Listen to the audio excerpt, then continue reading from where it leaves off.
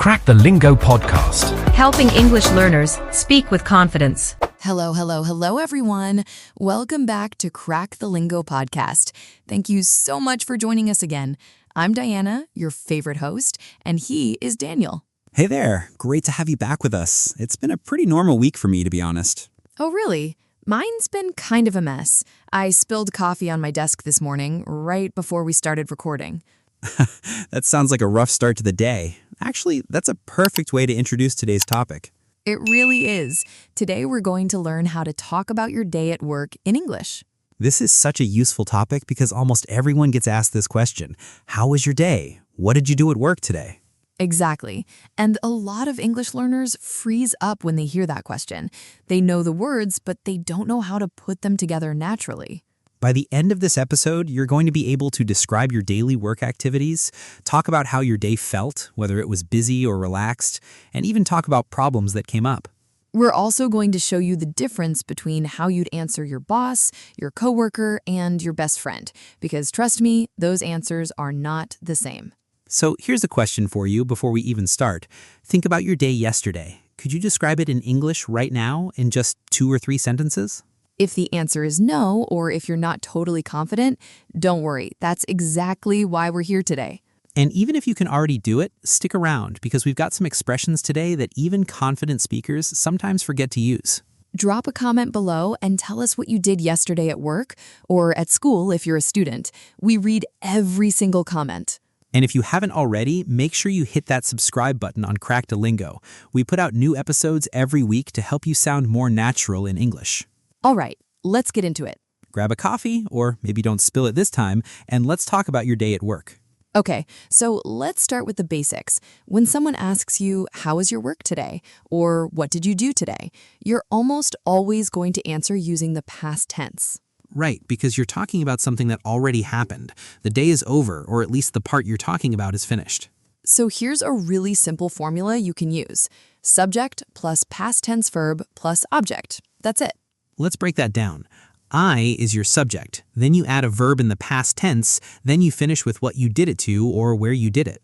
So, for example, I finished a report. I is the subject, finished is the past tense verb, and a report is the object. Let me give you a few more examples. I answered emails. I attended a meeting. I called a client. I organized my files. I helped a coworker. Those are great. Notice how short and simple they are. You don't need long, complicated sentences to sound natural. Exactly. Native speakers use short sentences like this all the time. You don't need to impress anyone with grammar. You just need to communicate clearly. Let me give you some really personal examples from my own week. Yesterday, I woke up late, so I rushed to work. I checked my emails first, then I joined a video call with my team. That's such a normal day. My day yesterday was pretty similar, actually. I reviewed a project plan, I had lunch with a colleague, and then I wrote up some notes for a meeting. See, these aren't complicated sentences. They're just describing normal, everyday actions using the past tense. Here's a fun question for you. What's one thing you did at work this week that you're proud of? Oh, that's easy for me. I finally organized my inbox. I had like 300 unread emails, and now it's down to 0. I felt like a hero. That's a huge accomplishment. See, that's another great example. I finally organized my inbox. Your turn to answer that question, listener. What's something you did at work this week that you're proud of? Try saying it out loud right now, using the past tense. Take a second and really try it. Even if it's something small, like I finished a task early or I helped a new employee. Practicing out loud is one of the best ways to build confidence. Now let's talk about negative forms, because you're not always going to talk about things you did do. Sometimes you need to talk about what you didn't do. This is really simple too. You just use didn't plus the base form of the verb, not the past tense form, the base form. So instead of saying, I finished the report and it not being true, you'd say, I didn't finish the report. Right. And notice the verb goes back to its base form after didn't. It's finish, not finished. A few more examples. I didn't have time for lunch. I didn't call the client back.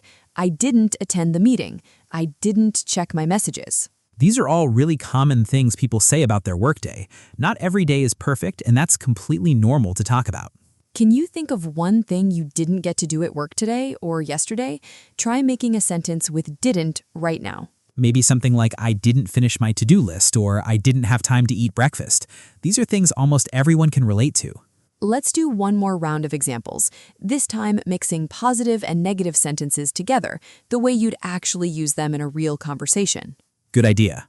I finished my report, but I didn't have time to send it.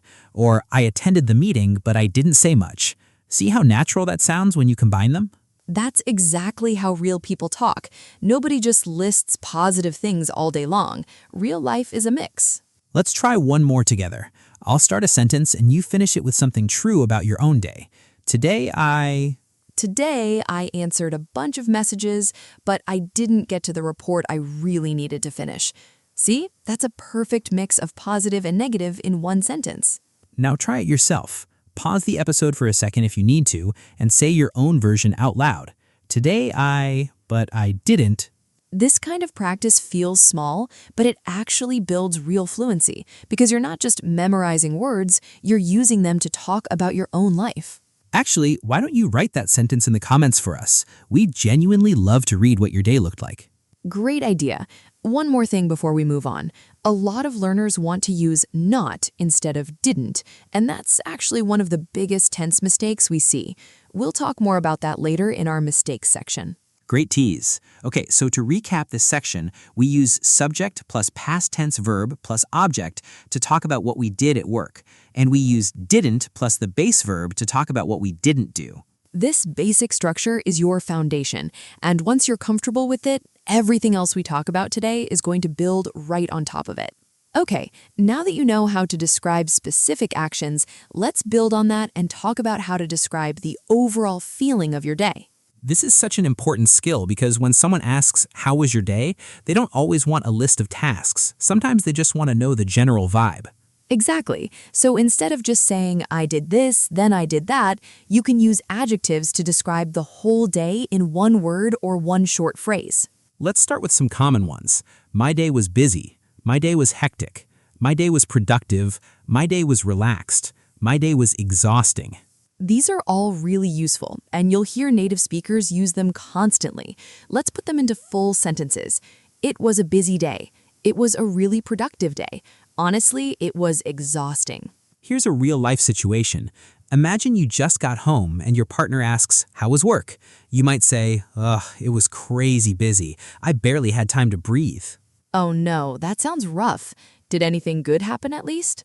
Actually, yes. My manager told me I liked the presentation I gave. That made the rest of the day a bit better. See how natural that sounded? That's exactly the kind of conversation you'll have with friends, family, or roommates.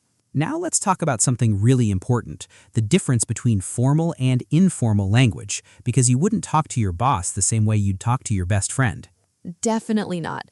If your manager asks how a project is going, you might say something formal like, "The project is progressing well and we're on track to meet the deadline." But if your friend asks the exact same question, you'd probably just say, "It's going fine," or "We're almost done, thank goodness." Another example. Formally, you might say, "The meeting went well and we reached an agreement." Informally, you'd probably just say, "The meeting went great. We finally figured it out." And here's one more. Formally, you might say, "I encountered a few challenges with the client." Informally, you'd say, "Ugh, that client gave me such a headache today." Notice how the informal version uses more emotion, more casual words, and sometimes a little bit of exaggeration. That's totally normal in everyday English. Here's one more pair, just so this really sticks. Formally, you might write in an email, "I would appreciate the opportunity to discuss this further." Informally, you'd just say to a coworker, "Can we grab 5 minutes to chat about this?" And notice the informal version isn't lazy or wrong. It's just a different tool for a different situation. Both are correct English. They just serve different purposes. That's such a good way to put it. Different tools for different situations. Nobody should feel like informal English is somehow worse than formal English. Let's do a quick practice activity. I'm going to give you a formal sentence, and I want you to think of a more casual way to say the same thing. Ready? Ready, let's hear it. Here's the sentence. I am currently very occupied with multiple tasks. How would you say that casually? Maybe something like, "I'm super swamped right now," or "I've got a lot on my plate." Perfect examples. I've got a lot on my plate is such a natural expression, and native speakers use it all the time. let's give you a few quick tips for switching between formal and informal English at work. First, pay attention to who you're talking to. Your tone should match the relationship. Second, informal English uses more contractions like it's, I've, and that's, while formal English tends to avoid them. And third, informal English allows for more feeling words like exhausting, crazy, or such a headache, while formal English stays a bit more neutral and controlled. We'd love for you to try this out. Write one formal sentence and one informal sentence about your day in the comments below. It's such great practice, and we genuinely read them. Yes, please do that. It really helps you remember the difference when you write it down yourself instead of just listening to us. All right, let's quickly review what we covered.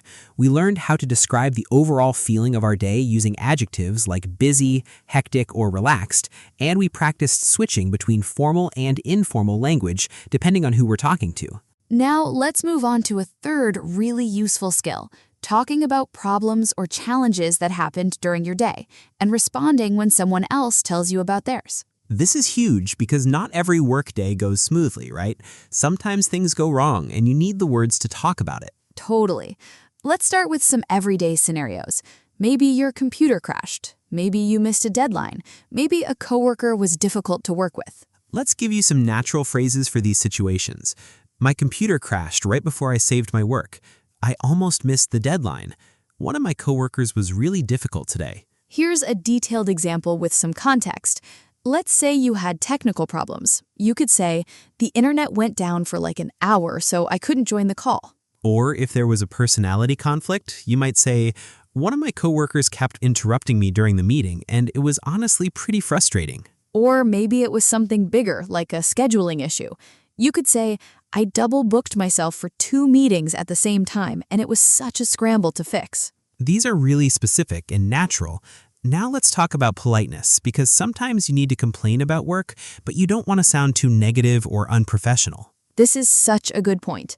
Instead of saying something really blunt, like, my boss is terrible, you could soften it with, my boss can be a bit difficult to work with sometimes. Right. Using words like a bit, kind of, or sometimes softens the sentence and keeps it polite, even when you're talking about something negative. Let's talk about tone and delivery for a second, because how you say something matters just as much as what you say.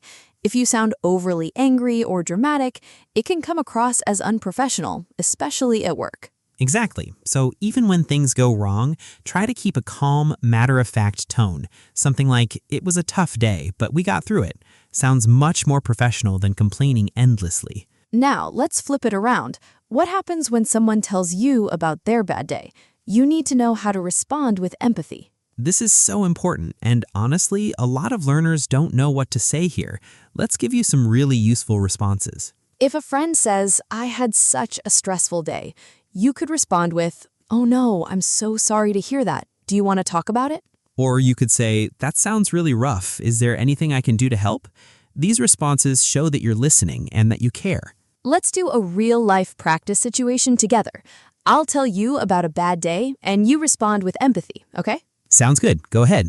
Honestly, today was awful. My manager criticized my work in front of the whole team, and I felt so embarrassed. Oh, that's terrible. I'm really sorry that happened to you. That must have felt so uncomfortable. Do you want to grab a coffee and talk about it? See how natural that felt? You didn't just say, that's bad. You showed real understanding, and you offered support. Here's one more useful phrase you can use when someone shares good news instead of bad news, because empathy works both ways. If a coworker says, I finally finished the project I've been working on for months, you could say, that's amazing. You must be so relieved. Right. Matching someone's energy, whether it's stress or excitement, is such a big part of sounding natural and caring in English. Let's give listeners a chance to practice this themselves. I'm going to say a sentence about a bad day, and I want you to respond out loud right now using one of the empathy phrases we just learned. Here it is. I got so much criticism on my project today, and I feel really discouraged. Go ahead, respond out loud. Maybe you said something like, I'm sorry, that sounds really discouraging. You're doing better than you think. Great job if you tried that.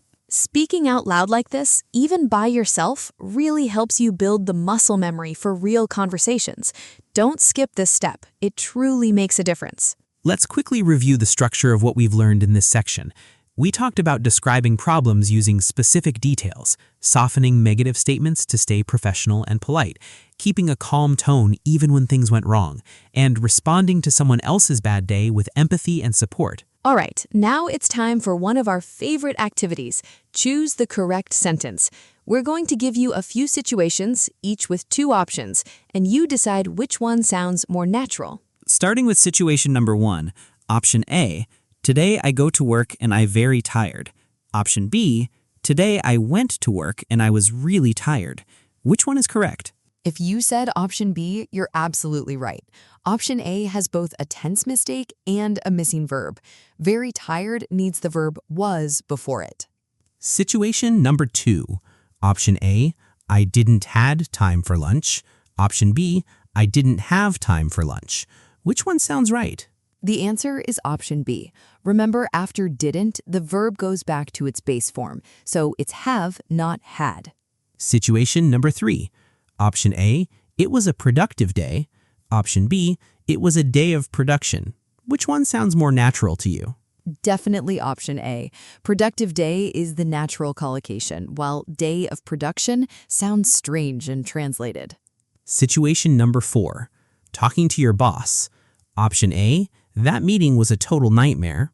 Option B, that meeting was quite challenging. Which one fits better? In this case, option B fits much better because you're talking to your boss and it's a more professional, appropriate tone. But here's a variation. If you were talking to a close friend instead, option A would actually work perfectly fine because it's more casual and honest. That's such an important point. There's often no single correct answer. It really depends on who you're talking to and the situation. Situation number 5. Option A, I'm sorry, that sound bad. Option B, I'm sorry, that sounds bad. Which one is grammatically correct? The answer is option B. We need the S on sounds because it's third person singular, agreeing with that. Situation number 6. Option A, I have a lot on my plate this week. Option B, I have a lot of plate this week. Which one is the real English expression? Definitely option A. A lot on my plate is the correct idiom, and option B doesn't really make sense in English. One last one. Situation number 7. Option A, how was your day was. Option B, how was your day. Which one's correct? Option B, of course. Option A repeats the verb was twice, which is a really common mistake when learners are translating word by word from their own language. Great job if you got these right. And if you didn't, that's totally okay too. This is exactly why we practice. I want to challenge you now. Pause for a second and create your own sentence about your day right now out loud, using anything we've taught you today. It doesn't have to be perfect. Remember, real conversation is always more important than perfect grammar. Native speakers make small mistakes all the time too, and nobody even notices. Wow, we covered so much today. Let's do a quick summary of everything you learned in this episode. We covered 3 main things. First, how to describe specific actions from your day using the past tense, like I finished a report or I attended a meeting. Second, how to describe the overall feeling of your day using adjectives like busy, hectic, or relaxed, and how to switch between formal and informal language depending on who you're talking to. And third, how to talk about problems and challenges at work, how to soften negative statements to stay polite and professional, and how to respond to someone else's bad day with real empathy. You should be really proud of yourself for making it through this whole episode. This wasn't just vocabulary, this was real, practical English you can use starting today. And remember, you don't need to use everything we taught you all at once. Even picking just one new expression, like a lot on my plate, and using it this week is real progress. Small, steady steps are what actually build fluency. It's not about learning everything today. It's about using a little bit of it every single day. Here's a reflective question for you. Think about the next time someone asks you, how was your day? How are you going to answer differently now compared to before this episode? Take a moment to really think about that. Maybe you'll use one of the expressions we taught you, or maybe you'll finally feel confident using the past tense correctly. We'd absolutely love to hear your answer. Drop a comment below and tell us how your day was today, using at least one thing you learned in this episode. And if this episode helped you even a little bit, please give it a like. It really helps more learners find Crack the Lingo. If you haven't subscribed yet, now's the perfect time. We release new episodes every week covering real, practical English for real-life situations, just like today's topic. And please share this episode with a friend who's also learning English. Learning together makes everything so much easier and more fun. I just want to say, learning a new language takes so much courage, and every single one of you listening today is doing something incredible by showing up and practicing. You're not going to be perfect overnight, and that's completely fine. Every conversation, every mistake, every small win, it all adds up to real fluency over time. We're so grateful you spent this time with us today. Keep practicing, keep speaking out loud, and keep believing in yourself, because you're doing better than you think. Thank you so much for listening to Crack the Lingo. We'll be back next week with another episode to help you speak English more naturally and confidently. Take care of yourselves, keep practicing, and remember, real English is about real conversation, not perfection. See you next time.